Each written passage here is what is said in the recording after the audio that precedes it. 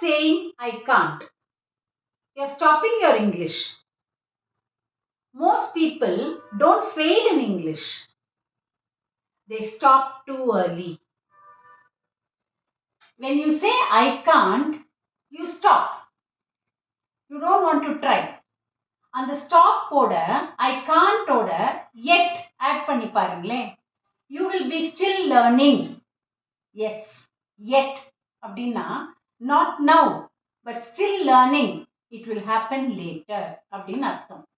இப்போ முடியல ஆனா கத்துட்டுருக்கேன் கத்துட்டுருவேன் அப்படின்னு அர்த்தம். So I can't speak English அப்படின்னு சொல்லாதீங்க. அதுக்கு பதில் I can't speak English yet அப்படின்னு சொல்லி பாருங்க. அப்படின்னா இப்போ பேச முடியல ஆனா பேசிடுவேன்.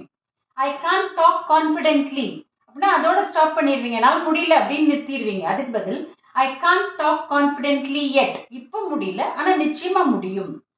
ஐ கான்ட் அண்டர்ஸ்டாண்ட் இங்கிலீஷ் மூவிஸ். எனக்கு புரியல அப்படின்னு சொல்லலாம்.